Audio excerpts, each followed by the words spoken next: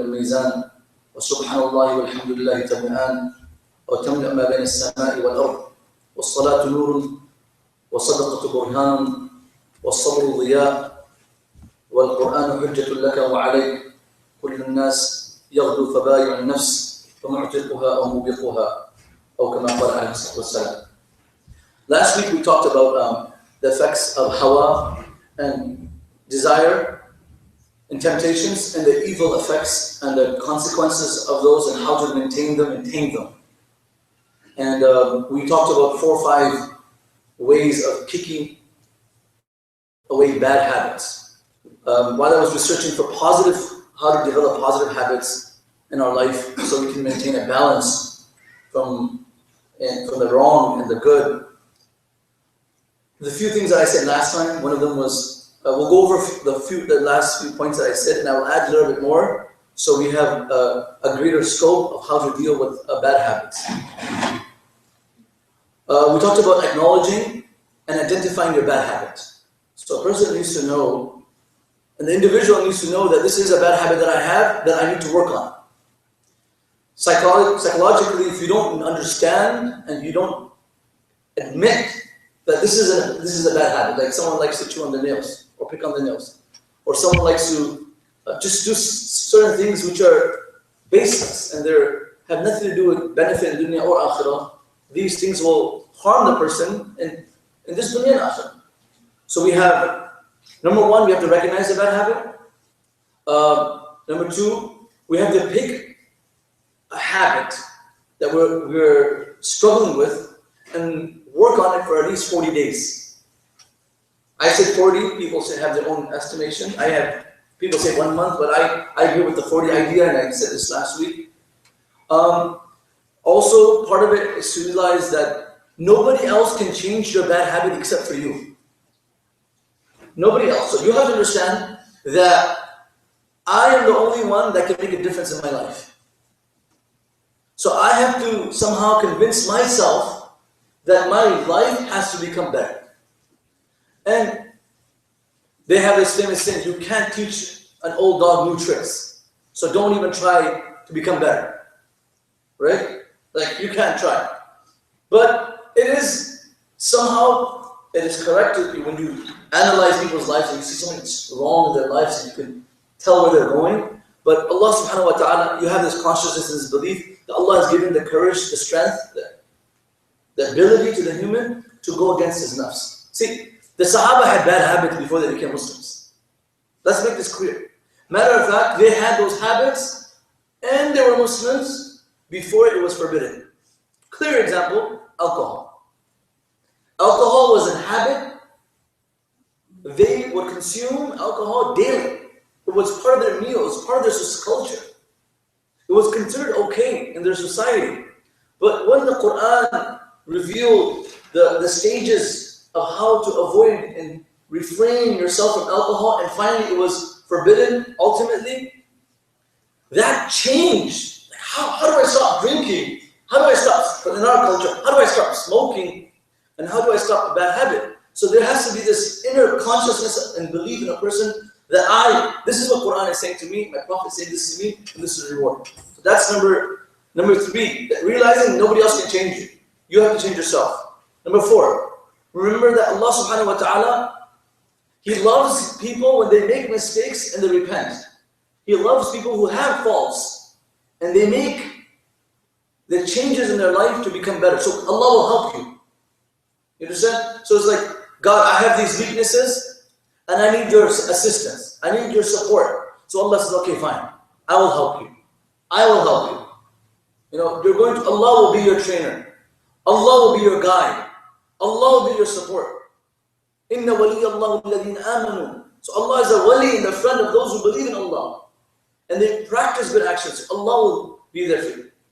And then you need to make a plan to change. There needs to be a plan. You can't just say, I need to change. So there needs to be a drawn, graphed out plan of change. And then you need to monitor your change. Today we will be working this, that's number 5. Number 6, we will be talking about this in detail, replacing a bad habit with a good habit. It is critical because sometimes people like staying awake at night, watching movies or doing something that's impermissible. So if you have a habit of staying awake at night late, okay, how do you utilize that time in a positive way? The habit's there. You have a habit of reading novels which are inappropriate. Now, reading is a good habit, correct? Some of us might be addicted to social media. Twitter, Facebook, Instagram, Snapchat. For anyone that's listening, we are addicted. Some people are addicted. How I can make this instrument or this tool that I'm addicted to positive? How can I post things which will benefit people? And have modesty and a modest approach into my social media world. Because thousands of people are viewing these messages and are being influenced in a positive or negative way. So that's something that you can work on. Another way to work on this bad habit is to change your surrounding, your company, your friends. So if you have bad friends, it will be very difficult. Once you sat in halaqah, some person gets up, goes back to college the next day, university, and surrounds himself with that company, the bad company. You've made the intention, you've given the donations, you've done the tawbah, you've made the commitment to Allah, but when you see your friends doing the same and they're doing wrong, it becomes when you're under peer pressure, it becomes very difficult. So that's something that you need to keep in mind. Something that I never said last week, I said when you do a mistake, when you commit a mistake, to punish yourself. But I didn't say this part. When you're able to suppress your desires and you're able to surrender to Allah's will, treat yourself. You understand? So if, for example, if someone's on a diet and someone avoided eating extra sugar and avoided a meal or something that would make it difficult for this person to maintain the calories and the health. So if someone avoids this, treat yourself in a way away from food but something else. Take yourself out with your friends, go out to a park, do something that is permissible but in the compounds of religion in a way that you can treat yourself, make yourself feel good. Buy yourself a purse if you have the money. Buy yourself another pair of shoes. Go ahead. But if buying material is a bad habit and you avoided it, then it has to be something else. So each habit needs to be identified individually and worked on individually. When you have these strategies in mind and playing with and monitoring your bad habits, then only that a person can somehow work and change. And honestly, with all honesty, people will complain. You will grow up and you'll become a father, a mother, a grandparent, and these habits will still be part of someone's life.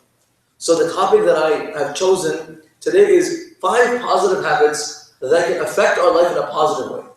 And some of these habits we already do, but we're not consistent on them as much as we are consistent on the bad habits. I really like it when the students are in front of me. So if you guys still like the cushions, you can bring them right here and just sit on top of them. I have the boys here in front of me.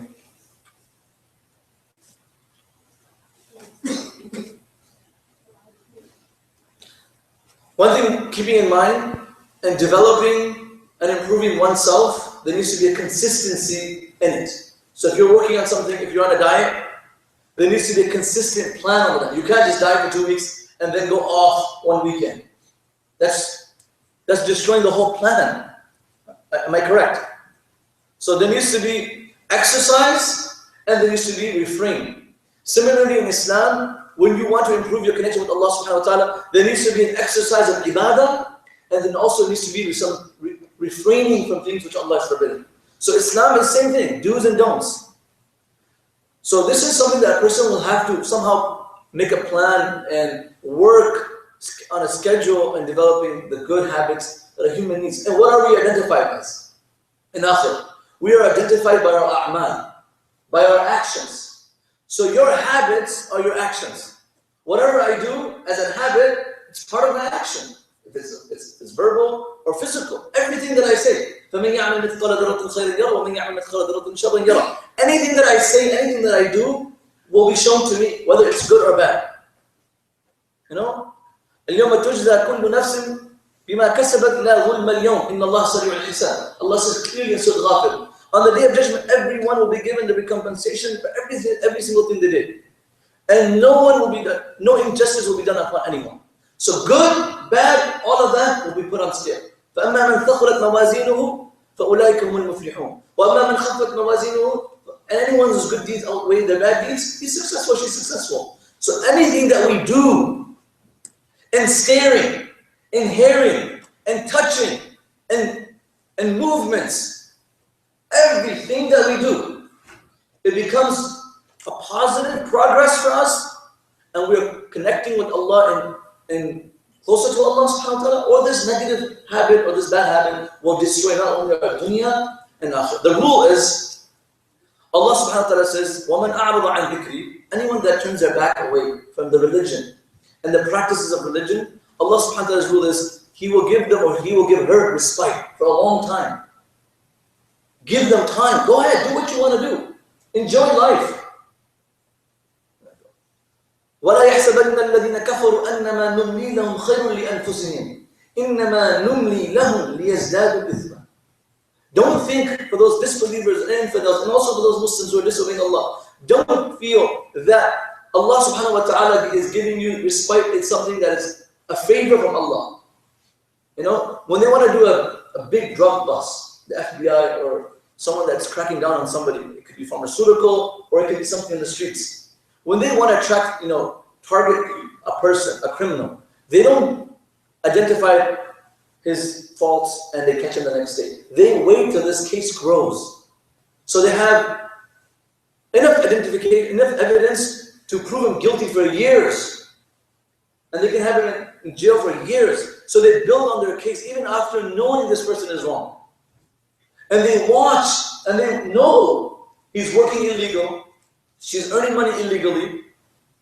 This person on the street selling cocaine, they've seen it, they're watching. But when this person becomes a drug lord on the streets, then they come in, they use him as a tool to identify the rest of the drug dealers on the streets. And this is how they do it. Allah subhanahu wa ta'ala has the same principle. He goes, He lets you go, enjoy, buy the nice things that you want, live the way you want. But in the end, Allah subhanahu wa ta'ala, فَلَمَّا نَسُوا مَا ذُكِّرُوا بِهِ فَتَحْنَا عَلَيْهِمْ أَبْوَابَ كُلِّ شَيْءٍ. So Allah says we open every single thing for them. We don't open a door, we open doors, abwab, it's plural. We open the doors of all the things a person can wish. أبواب كل شيء. حتى إذا فرحوا بما أوتوا أخذناهم بغتة فإذا هم مبلسون. Finally, when they are indulged in haram and they're overwhelmed and excited about what they're doing, Allah says we grab them suddenly and they don't even know what happens.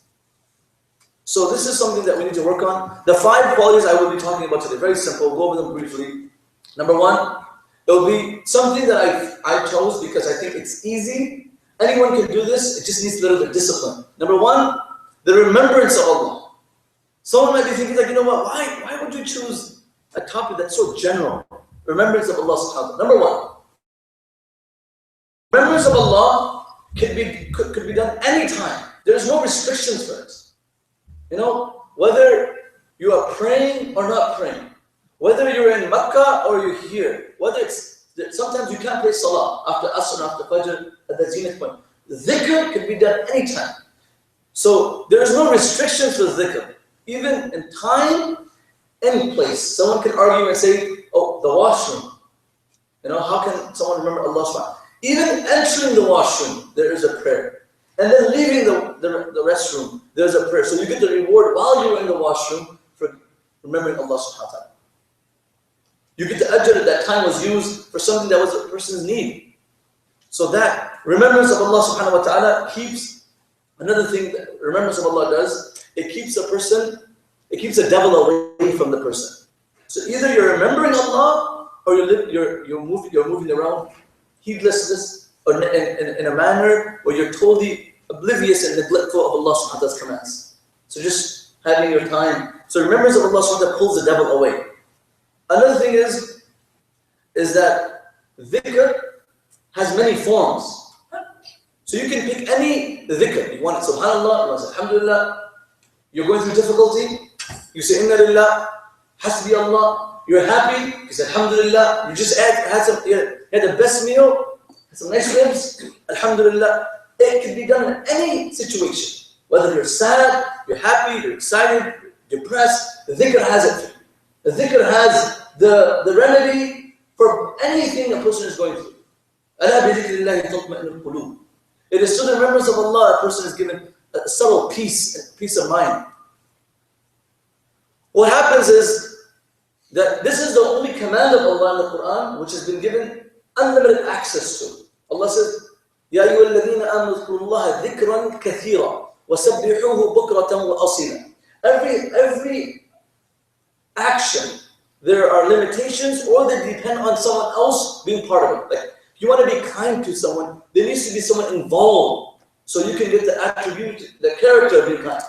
Dhikr is individual action. You don't need someone else to be there. You can be alone and you can be doing something which is virtuous. Salah, there are times you can't pray. Siyam, there are times you can't fast, like on Eid. Zakat, there are people that you have to give the money to. And sometimes you can't even give the money when your family needs it more than anyone else. So there are restrictions and other commandments of Islam. But dhikr has no boundaries. Anyone can. A man came to the Prophet ﷺ. This is why I chose this verse as a point, as a habit. A man came to the Prophet ﷺ. He said, إِنَّ الشَّرَائِيَ الْإِسْلَامِ قَدْ كَثُرَتْ عَلَيَّ فَأَخْبِرْنِي بِشَيْءٍ أَسْتَنُّ بِهِ وَأَتَثَبَّتُ بِهِ أو كما قال. So Prophet ﷺ, the commands of Islam are so many. And Islam is a very vast religion. Tell me something that I can take. Keep it concise, but I can practice. There's so many in Islam. I mean, Salah, Zakat, Hajj, so much. What am I supposed to do? Tell me something that I can hold on firmly. And this will lead me to salvation. The Prophet ﷺ said, لا يزال لسانك رطبا بذكر الله. Keep your tongue moist with the remembrance of Allah subhanahu wa ta'ala. That's it. Don't do too much. Just keep yourself busy with the dhikr of Allah. You get in the car, going to school. You read the dua anyways. Just do Allahumma salli ala Muhammad 10 times. The Prophet ﷺ said, Man salla alayya marratan, sallallahu alayhi ashra marrat, or kama qala. Man salla alayya marratan. Anyone that says one salat to salutations, Allah sends His blessings upon this person 10 times. 10 times. إِنَّ اللَّهَ وَمَلَائِكَتَهُ يُصَلُّونَ عَلَى النَّبِيِّ يَا أَيُّهَا الَّذِينَ آمَنُوا صَلُّوا عَلَيْهِ وَسَلِّمُوا تَسْلِيمًا. The Prophet ﷺ said, the closest to me on the Day of Judgment will be those people who say Allahumma salli ala the most. So if you want to know how close you are to the Prophet ﷺ now and tomorrow on the Day of Judgment, ask yourself how much you remember the Prophet ﷺ. And if you want to know how much Allah admires you, ask yourself how much you admire Allah. You question yourself and say, how much do I think of Allah? In return, Allah doesn't forget anyone, but to remember someone out of goodness. Like, you remember someone out of evil, but to remember someone out of their good virtue is something to recognize. Allah says in Hadith al-Qudsi, in dhakarani, dhakartu. You remember me, I remember you. So the Prophet ﷺ, going to school, on the way back from school, we made a lot of mistakes. We did so many things that we were not supposed to do. On the way back from school, just say astaghfirullah 10 times. You got a good mark on your tests or your exams. Say alhamdulillah 10 times.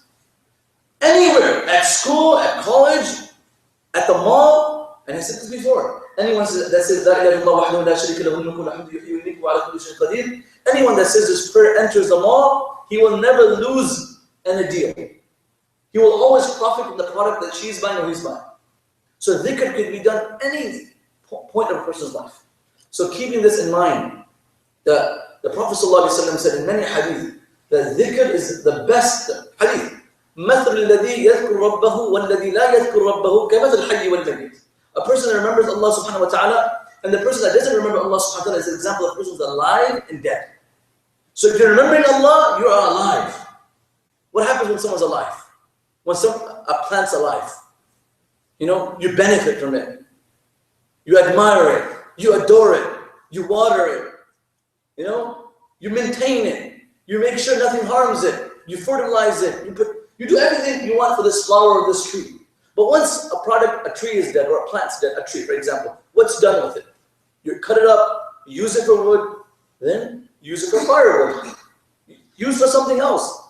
A human is the same. You're alive, there's a spirit in you. And this is why when things around the world, the tragedies that happen, a person can wonder, why don't they affect me? An answer could be, maybe you are dead from inside.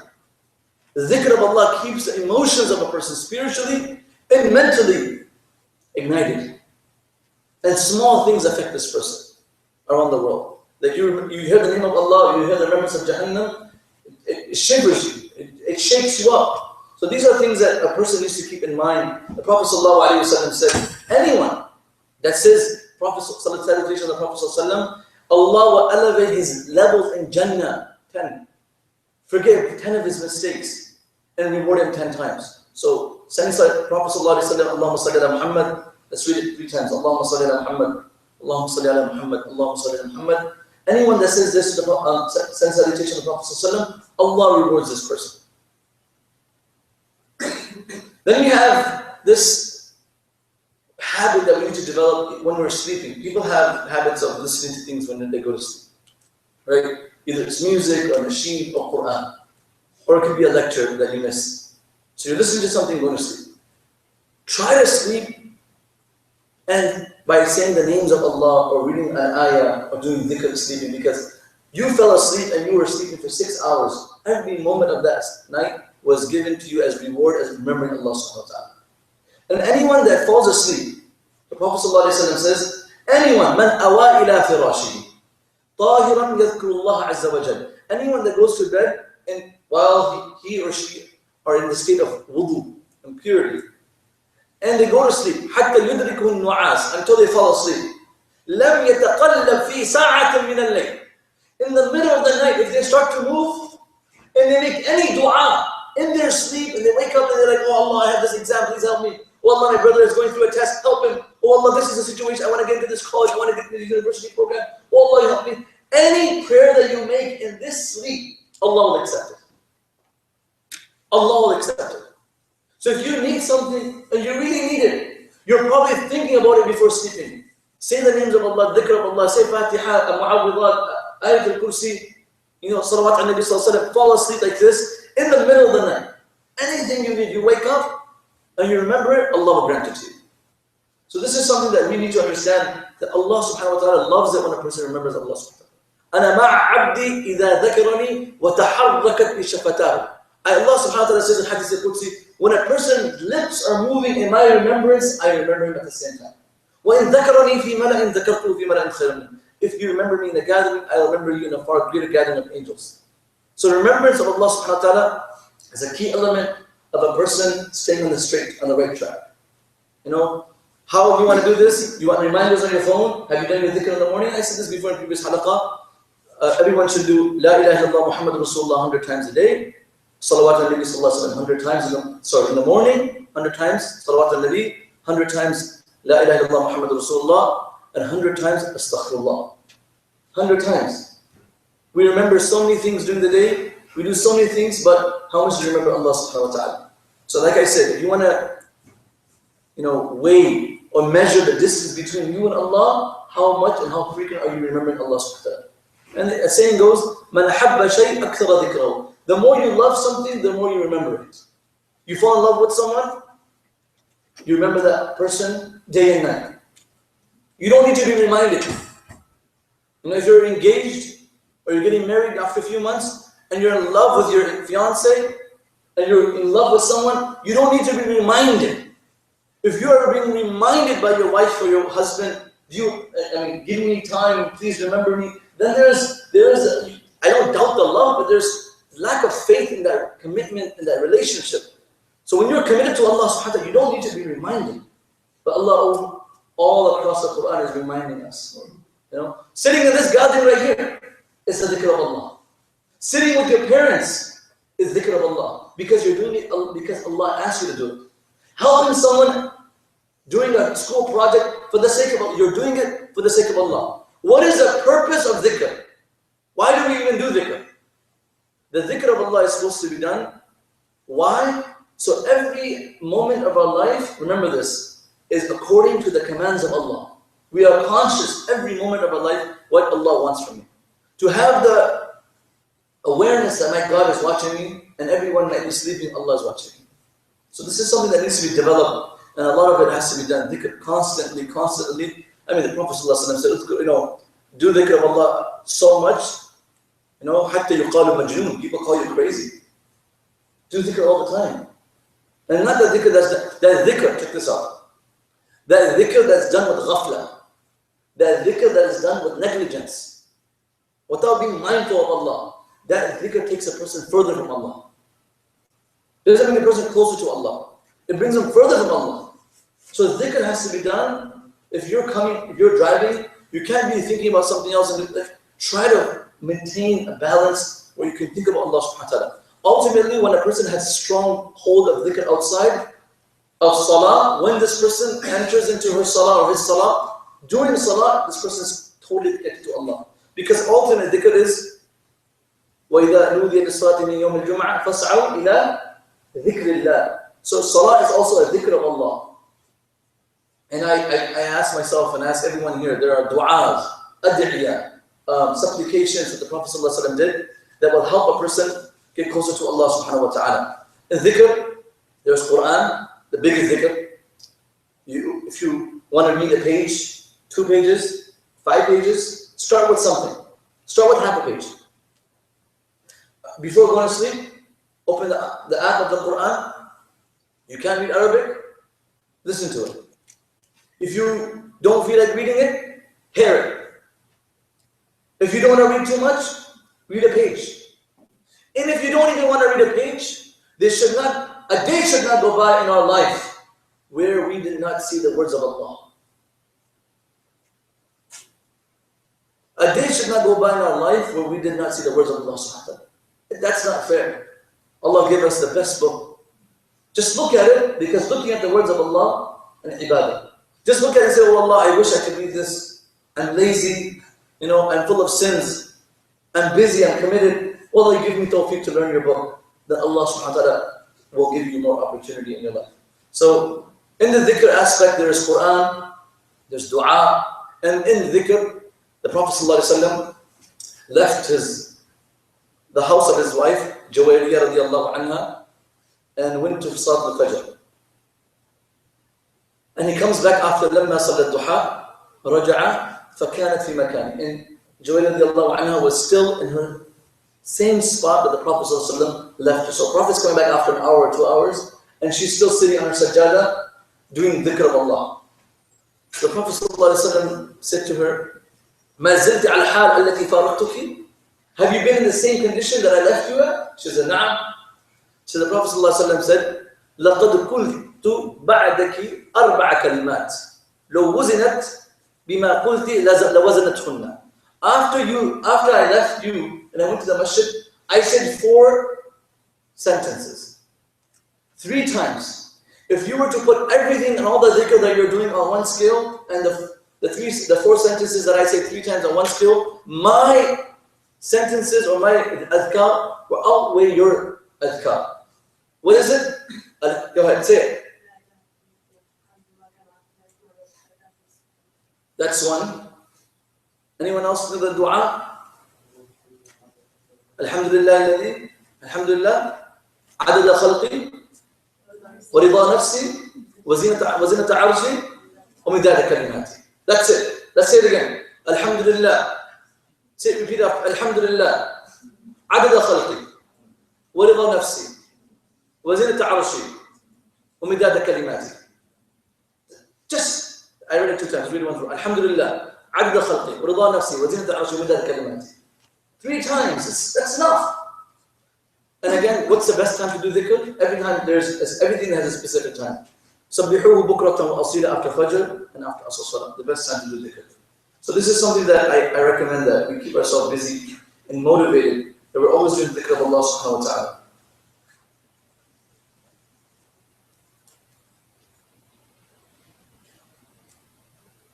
The next topic, the habit that I picked for today, is a very simple thing, but I think it's it's a big part of our social network and how social we are with people in our society. Because Muslims, a human, is created to be al-mu'minu ma'lafun, وَلَا خَيْرَ فِيمَا لَا يَأْلَفْ وَلَا يُؤْلَفْ. You have to be able to connect with people, and people have to be able to connect with you. This is the nature of a human. And if people are keeping themselves away from you, and you're not able to connect with the public, that's not a sign of a complete believer that loves Allah subhanahu wa ta'ala. There's some ingredient missing in this person's character. And the easy way to develop and break the ice between you and a person that you meet as a first time, or someone at the university, at the college, even this community, is something that we already do, but we only do it with people we're familiar with. Very simple, is to say Assalamu alaikum wa rahmatullah.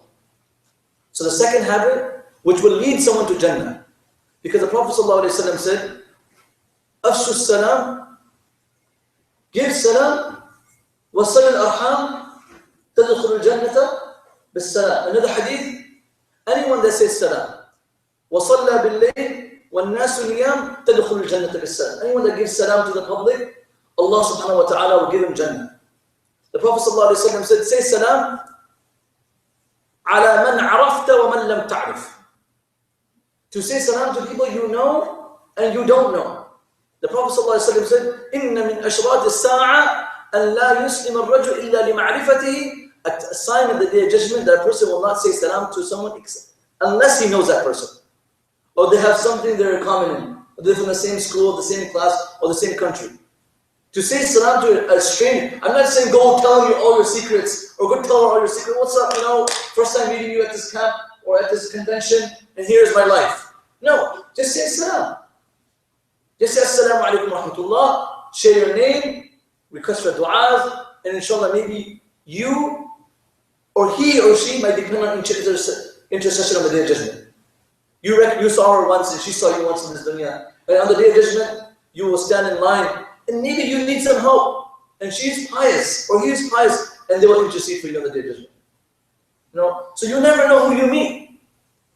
And it always should be done for the sake of Allah subhanahu wa ta'ala. The Prophet ﷺ said, anyone that meets a Muslim brother or sister, when we're meeting the same gender, right? And they shake hands. مَا مِن مُسْلِمٍ مُسْلِمَانِ يلتقيان فيتصافحان. When any two Muslims meet, they shake hands and they meet. Before their hands depart from each other, all their sins are forgiven.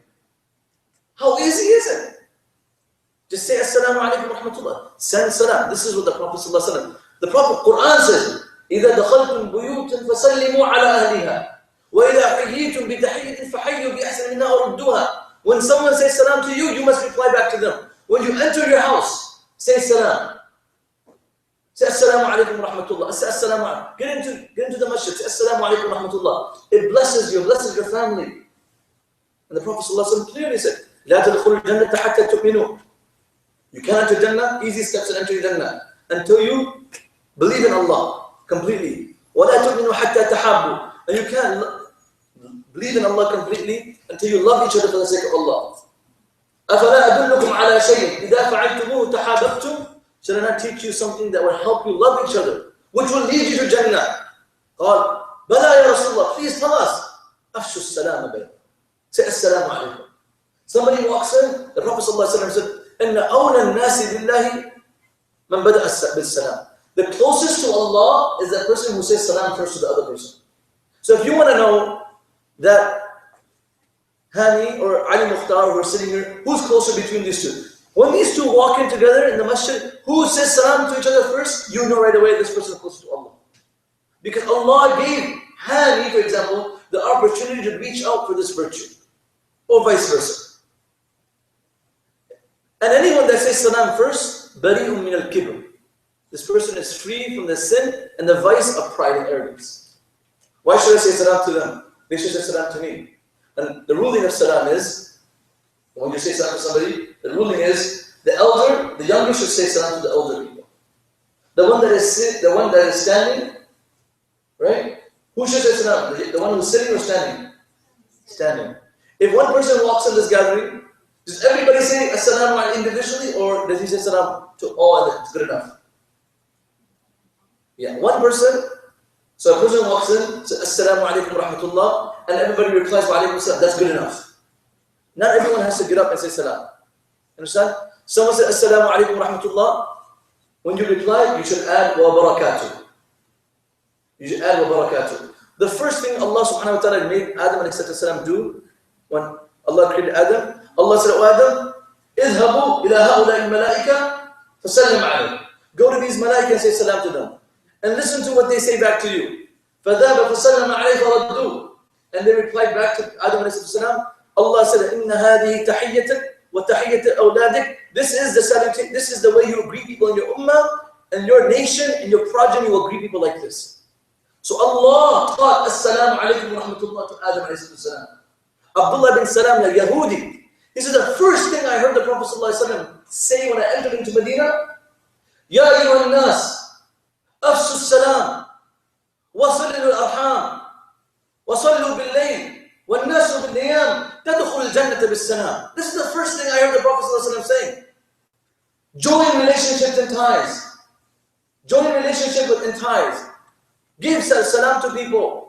Pray when the world is sleeping. You enter the Jannah. And the first thing that the people of Jannah will hear, Salamun alaykum, from the angels, will be Assalamu alaykum.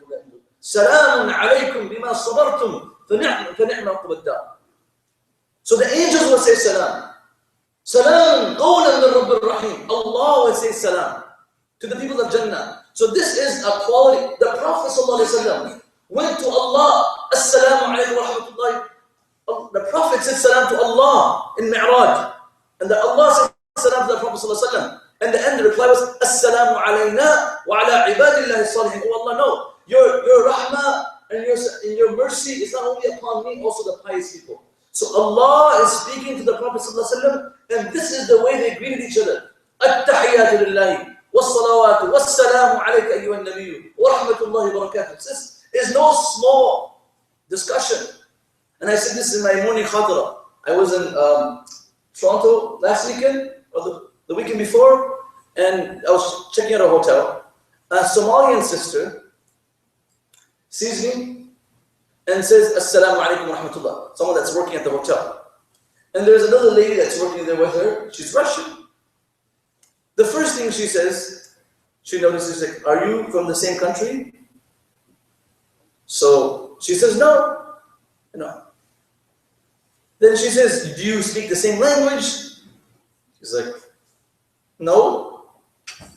And she's saying Assalamu alaikum to me, and I'm replying back to wa alaikum salam. So this salam is so, this sentence is so powerful that someone my family's from Pakistan, you know, born and raised in Canada and America, right? And this sister's from Somalia. We have no relationship other than the kalima la ilaha illallah that bonds us together and unites us. I don't know her family, she doesn't know my family. She doesn't know where I am from, doesn't know my background, nothing. But just the fact that we can say Assalamu alaikum wa rahmatullah, it makes a non-Muslim envious. What is that sentence that removes the oceans, the lands, the continents, and unites you and I just by one sentence? You know, we're so far apart in relation, but Islam gives us this small sentence by saying Assalamu alaikum wa rahmatullah and unites us. You can go anywhere, Russia, China, Africa, you know, South Asia, Arab world, Assalamu alaikum wa rahmatullah. Assalamu alaikum wa rahmatullah. The non-Muslims, they say salam to us. What's the rule of that? What do you say when a non-Muslim says salam to you? Wa alaik. You say wa alaik. Back onto you. Because this salam, this dua is special. So we ask Allah subhanahu wa ta'ala to make this a habit of ours. Number 3, something that we all already doing, but this is an easy step to making these as a habit. Okay? Number 3 is something that we already do, but we need to work on as a community, as youngsters, is to be kind to our parents. Okay? You guys don't know how easy it is to gain Jannah just being kind to your parents.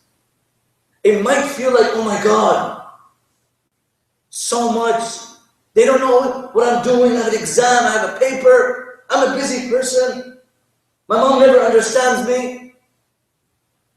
Just serving your mother and your father. Say you just did the rituals of Islam and you served your mother, good enough for Jannah.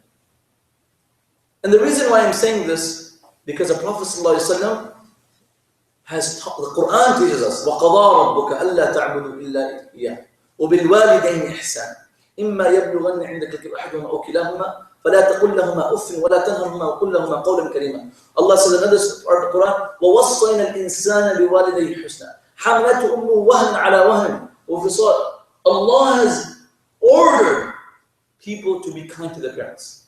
Allah has connected the respect of Allah and respect of parents together in the same ayah. What do I mean by respect? Say, they say رضا الرب في رضا الوالد. If your father is happy with you, you know Allah is happy with you. If your father is this normal person, okay? Inshallah, parents are normal. And وَسَخَطَ الرَّبِّ فِي سَخَطِ الْوَالِدِ. And the anger of Allah is the anger of the... If you sleep angry, if your parents are angry, and you fell asleep that night, and you never woke up the next morning, know that you died in the wrath of Allah. This is why, before sleeping, it would be easy for us to enter the Jannah of Allah, just asking our parents for forgiveness. Someone said, oh, I love my parents, I respect them. What does this mean? Some things you can't do all the time because you're busy in your schedule, but never disrespect them. If you have a project to do, and your mom is asking you to do something, just come, assist her, and then ask her, express your situation. Mom, this is my situation. Can I come do this because my assignment is due at 11 o'clock at night? Can I come and do it after I sit my paper? Mom says, fine, go ahead. Because the mother, if this person has the pleasure of her mother, the Prophet ﷺ said, مَنْ صَرَّهُ أَنْ يُمِدَّ اللَّهَ فِي رِزْقِهِ وَعُمْرِهِ فَلْيُبِرْ وَالِدَيْهِ وَلْيَسَرْ رَحِمَهُ. Anyone that wants to live a happy, prosperous life and a long life, know he must and she must respect his parents or her parents and join family ties. Anyone that is respecting his parents in this dunya, طُوبَى لَهُ ثُمَّ تُوبَى لَهُ وَزَادَ فِي عُمْرِهِ. May Allah bless this person. And I've given this example many times. The Sahabi that was dying at the time of Prophet ﷺ, a pious young Sahabi. The mother is informed by the Prophet ﷺ. The Prophet ﷺ is informed that this young man is dying and he's not able to say the kalima, La ilaha illallah Muhammadur Rasulullah. So the Prophet ﷺ says, see if this young boy has any parents alive. So after investigating, the mother was a widow, alive. The Prophet ﷺ says, tell the mother to come to the house where this young man is ill and about to die. The mother was informed and the mother was brought. An old lady. The Prophet ﷺ asked the mother of this deceased, this soon-to-be deceased young man, Sahabi, how was your young boy? Can you tell me a little bit about him? What was his background? What were his habits? The mother replies, Sa'im bin nahar wa qa'im bil layl. A person that would fast during the day and pray tahajjud during the night. Wow. Pious individual. Doesn't matter how pious you are. Doesn't matter how good your Quran is. If our parents are disappointed with us, we have no right in entering the Jannah of Allah subhanahu wa ta'ala. This person who is so-called, apparently very religious. So the mother is questioned by the Prophet, oh mother, tell me something that he used to do that is restricting him today at the moment of his death from saying the kalima La ilaha illallah Muhammadur Rasulullah.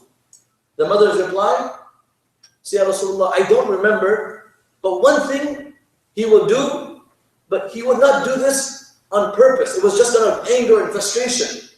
The Prophet said, what is it? He would disrespect me. And I know that my son loves me and I love him.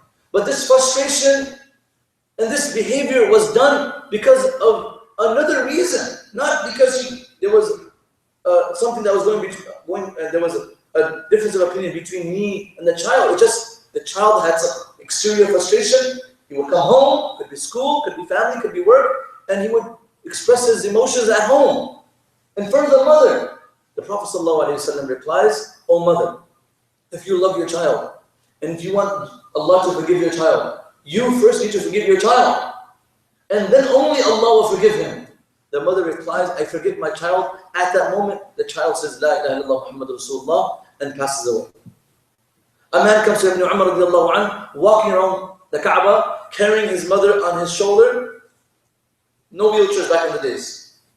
Carrying the mother on his shoulders in the scorching heat of Arabia, does Umrah, does Safa Marwa, does Tawaf, Safa Marwa, comes to Ibn Umar, هَلْ أَدَّيْتُ حَقَّ أُمِّي. Have I fulfilled the right of my mother? I walked her from Yemen, brought her to Haram, walked around the Kaaba, assisted my mother in every single inch and moment of this trip. Have I fulfilled the right of my mother? Ibn Umar's reply to this young man who was so proud of himself, yes, I've done something to boast about in front of Allah and show that I have something in my, my life, in my history, so I can be forgiven. Ibn Umar says to this young man, that one breath that your mother took when you were in the womb of your mother, you have not fulfilled that one breath's rights. Forget the fact that the pain that she went through in labor, and then waking up at night for you, and feeding you and cleaning you and making dua for you at night for your success. Even after you went to college and got married, your mother still remained on the sajjadah crying for you. Is it right? So Jannah is under the mother's feet. And it's up to you how you want to analyze it, because now we are at this level, we're educated, we're ready to move out, we're ready to start our own life, we're different people, we're not dependent on our parents as much, they're more dependent on us. So we make our decisions based on our assessments. And I'm not saying we should follow all their opinions, but there needs to be a balance of respect. Never should a mother ever feel that my child just disrespected me. We are not even allowed to say, oof. You know what oof is? We are not even, mom says, you know what? Turn the volume down. Stop watching that football game, or turn the volume down. I'm going to pray Maghrib in the other room. Mom, third down. Third down, the Lions are playing the Bears. Sunday night football, for example, right? Or this is the Super Bowl. Or this is the championship World Series for baseball. Last inning, someone that likes baseball. Last inning, the Tigers are on the they're pitching. Mom says, put the volume down. Your reply is, what? Mom, every time I watch a game, it's always you nagging. That reply. Hold on. We are not even allowed to disrespect our parents when they're non-Muslims. And when they're Muslims, what is the rule for that? For that, only rule on non-Muslim is فَلَا تُطِعْهُمَا وَصَاحِبْهُمَا فِي الدُّنْيا مَعْرُوفًا. Allah says, don't follow them in disbelief, but be kind to them.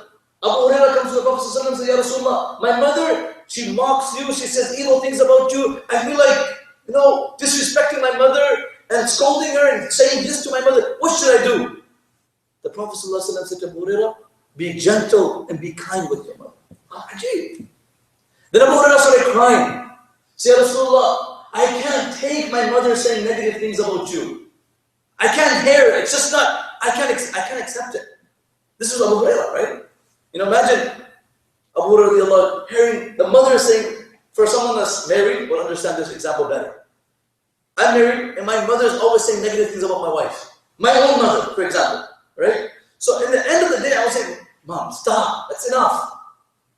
Stop, that's enough. She's my mother, and this is my wife. I swear by Allah, on my soul, Abu Hurairah loved his Prophet more than I love my wife. And I love my mother. Because the Prophet's love was far deeper and rooted into their hearts than anything in the world. So you can imagine what pain Abu Hurairah would receive when the mother would say negative things about the Prophet. And he wanted to react. But the Prophet says, relax, be kind, be gentle. Abu Hurairah radiallahu says, my patience have boiled. I can't do anymore. Make it easy for me, Ya Rasulullah. Make dua, Allah gives hidayah to my mother. The Prophet says, lifted his hands, Allahumma salli ala Muhammad.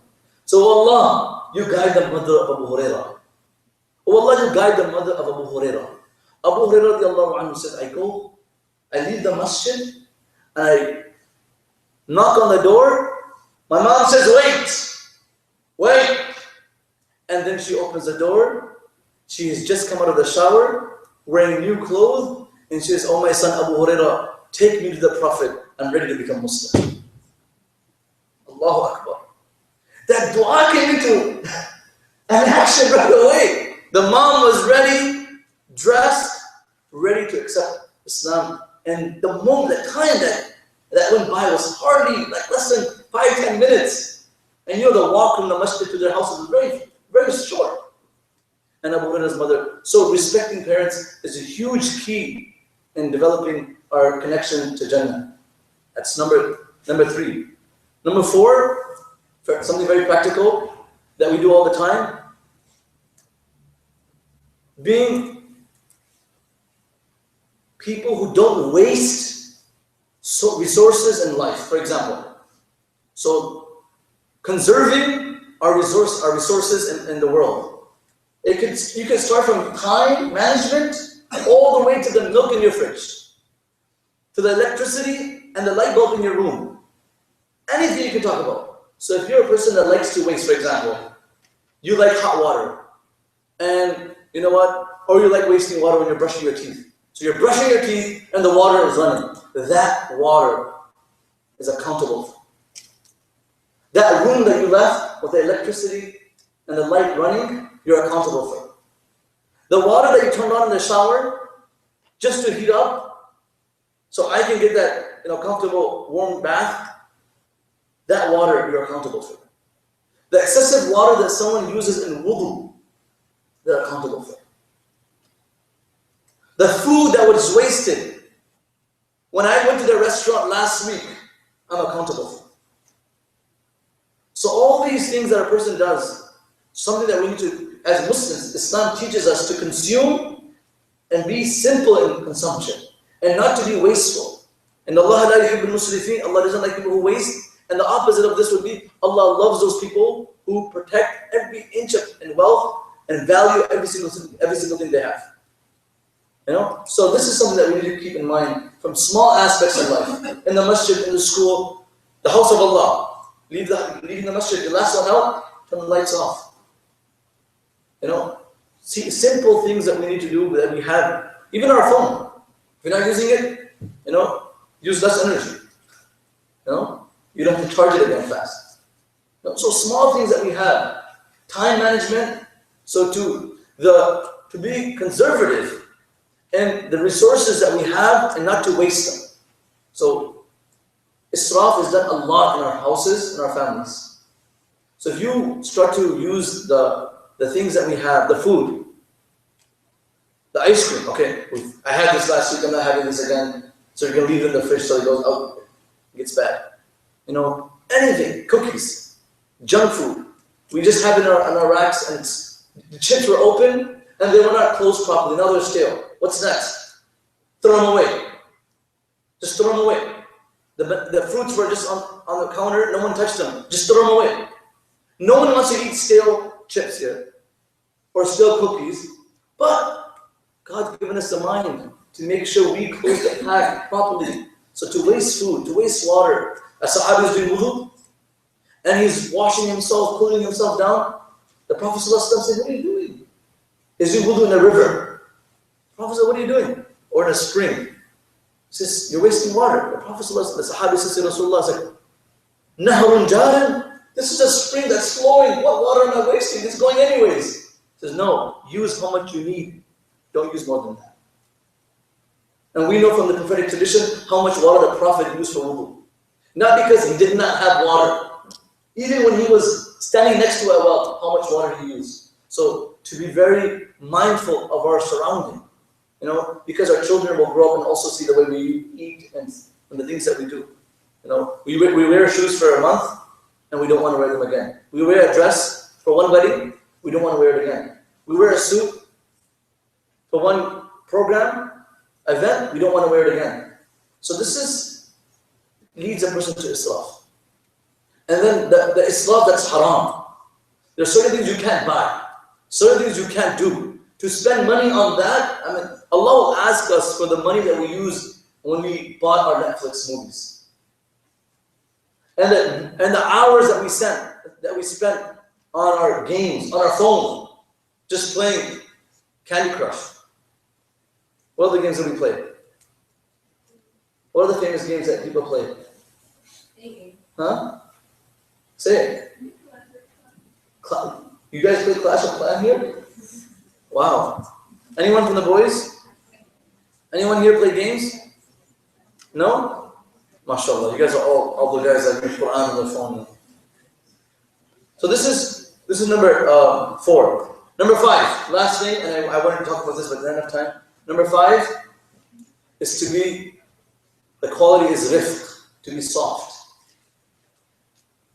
Because إِنَّ اللَّهَ رَفِيقٌ يُحِبُّ الرِّفْقِ. Allah is soft, and Allah loves people who are soft. And Umar, and everybody says, you know what, it's good to be tough and rough, and you should have your demeanor, and people should, have the awe against you. Let's make this clear. Umar radiallahu anhu was a tough guy. We all know this, right? The shaitan would run away from him. When Umar became Khalifa, for a leadership quality, you need to be moderate. Umar radiallahu looked at Ali radiallahu anhu, and you can't be a person that's always too soft or always joking. When Umar radiallahu when he was passing away, the option was to make Uthman or Ali the next Khalifa. So Umar radiallahu looked at Ali and he said, you know what, Ali, you have a habit, you joke too much. People won't take you serious. You joke too much, people won't take you serious. So there's still some maturity that needs to grow in you. And that was developed in the Khilafah of Uthman. Can you imagine Umar saying this to Ali? That person whose house is in front of the Prophet's house, the son-in-law of the Prophet ﷺ, for the best daughter that he had, Fatima radiallahu anha. So Umar radiallahu anhu, after Khilafah, when he was given the responsibility, he should make this dua every day. Allahumma inni ghalidun falayyini. Oh Allah, I'm a rough person, make me soft. Oh Allah, I'm a rough person, make me soft. The Prophet ﷺ said, it is haram for a person to enter Jahannam if he's soft. تُحْرَمُ عَلَيْهِ النَّارِ. It is haram for a person who has the quality of being soft to enter into Jahannam. It's impossible because Allah loves soft people, kind, gentle. The Prophet ﷺ, أَلَا أَدُلُّكُمْ عَلَى أَهْلِ النَّارِ. Should I not tell you about the people of Jahannam? كُلُّ جَعْضَرِيٍّ جَوَّابٍ. People who are rough, people who are arrogant, people who think great about themselves. These people are made for Jahannam. أَلَا أَدُلُّكُمْ عَلَى أَهْلِ الْجَنَّةِ كُلُّ ضَعِيفٍ لَيِّنٍ هَيِّنٍ. Soft, humble. These people are for Jannah, paradise. To be soft with people, gentle with people. Sometimes out of anger, you might say something harsh to someone, apologize. Let's Hadith al-Bukhari. The Prophet ﷺ is sitting and he's speaking to women. So this speech is just for the sisters and the women of Medina. And they're speaking in a loud tone. يَرْفَعْنَ أَصْوَاتَهُنَّ. Their voices are loud, the Prophet is speaking to them, and to make them quiet, the Prophet ﷺ is, quiet down, let me finish my sentence. And they have questions, because they don't have the opportunity that the men did, to ask the Prophet some questions. So the women seized the opportunity, so the Prophet was answering questions, and the sisters were like, Shaykh, Ya Rasulullah, Ya Rasulullah. Like, how are you doing in this community? Shaykh, Shaykh. So the Prophet ﷺ is sitting there, the Nabi of Allah. So the women are like, we have to ask all the questions. Umar walks in. Ya aduwati anfusihinna. Well, the enemies of yourself. Tarfa'na aswatakunna. Are you raising your voice? In the midst of the Prophet ﷺ. So the Prophet ﷺ says, Umar, relax, calm down. Because Umar's all, fired up. The Prophet's here, and these women are raising their voice. And right when they see Umar radiallahu anhu, they fix their hijab and their sheets, and they sit upright, and they're like all like back in form. And then the Prophet ﷺ, when Umar walks in, the Prophet ﷺ smiles. So then Umar says, "Adhak Allahu sannaka ya Rasul." May Allah keep you smiling. What makes you smile? And then the Prophet ﷺ tells Umar, before you came, the women were like this. And right when you walked in, and the women fixed their position, and they fixed their scarves and their sheets, and they sat down in their the right adab and respect, because you walked in. And then Umar, why? أَتَهِبْنَنِي وَلَا تَهِبْنَ مِنْ رَسُولِ اللَّهِ صَلَّى اللَّهُ عَلَيْهِ وسلم. Are you afraid of me? You respect me more than the Prophet sallallahu alaihi wasallam? What kind of behavior is this? Then the Prophet sallallahu alaihi wasallam said, Umar, relax. Relax. And he said, Umar, مَا لَقِيَكَ, this is when the Prophet sallallahu alaihi wasallam said the hadith, مَا لَقِيَكَ الشَّيْطَانُ سَالِكًا إِلَّا سَلَكَ فَجًّا غَيْرَ فَجًّ.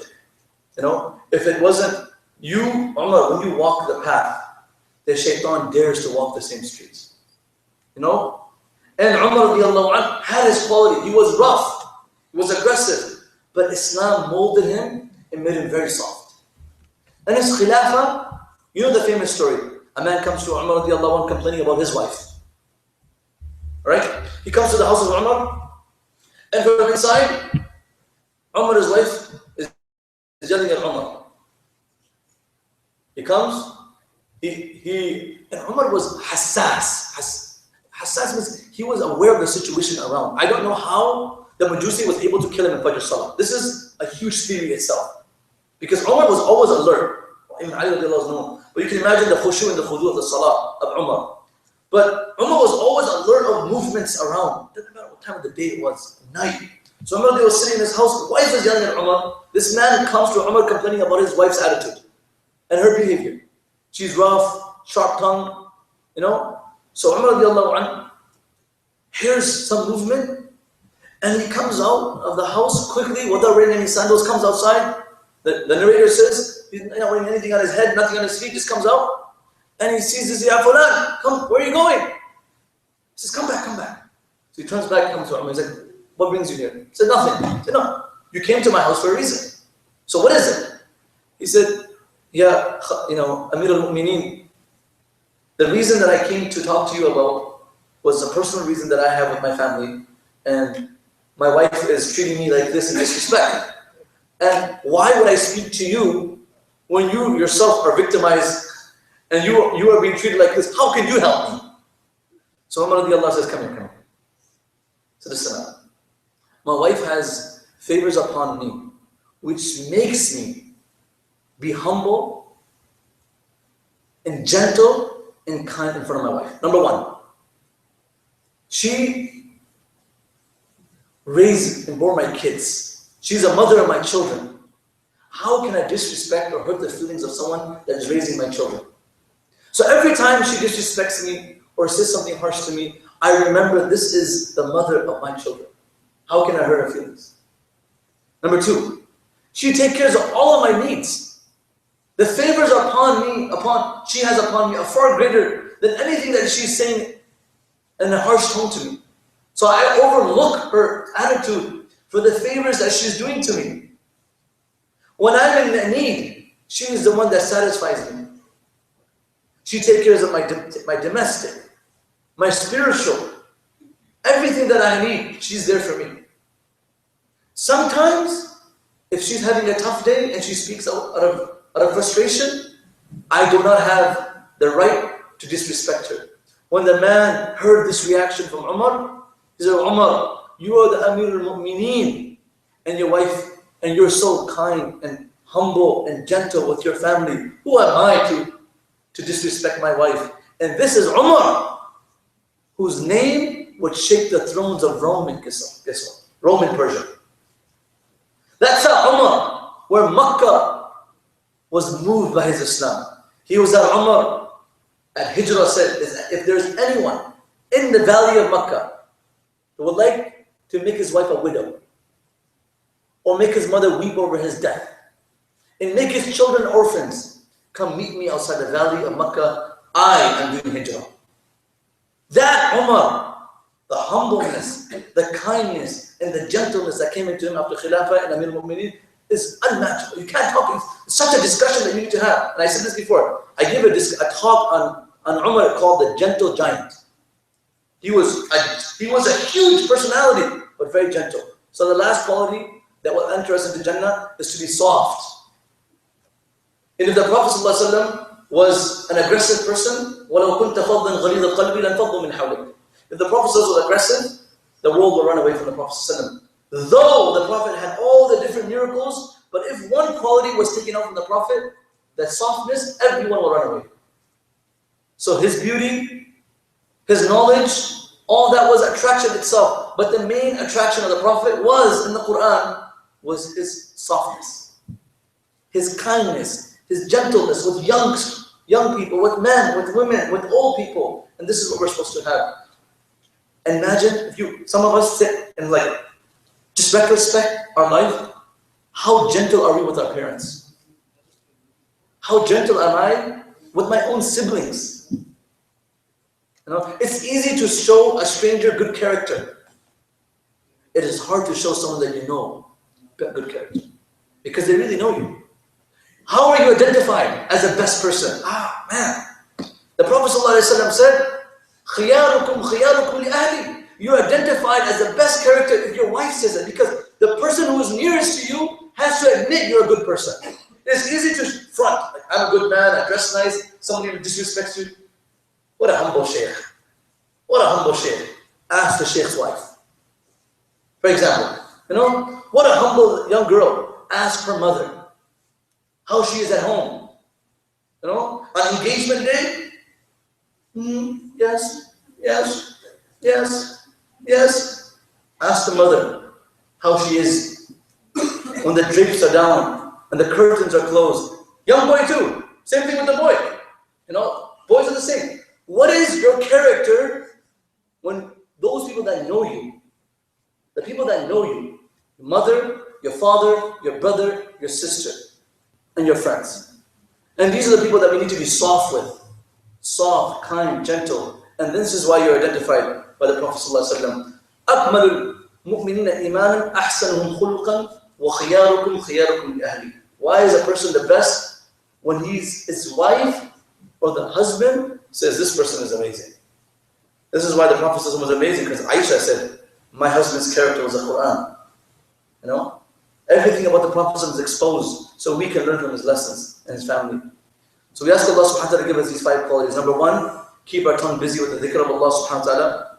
Number 2, say Assalamu alaikum wa rahmatullahi wa barakatuh to every single person you recognize who's a Muslim, and you don't recognize, just say Assalamu alaikum to them. You see them at school and college, you walk into the masjid, be the first one to say Assalamu alaikum. Inshallah, you'll enter paradise. Number 3, being respectful to your parents, kind, humble in front of your parents. Number 4, conserving resources. The material around us should not be wasted. Anything. I talked about this in detail. And number 5, being soft-hearted. And if you're a person, a man came to Rasulullah, Ya Rasulullah, shaka bi qaswati qalbi. He came to Rasulullah, Ya Rasulullah, I have a hard heart. I am not soft. The Prophet ﷺ said to him, go sit with the poor and sit with the orphans, and you will become soft.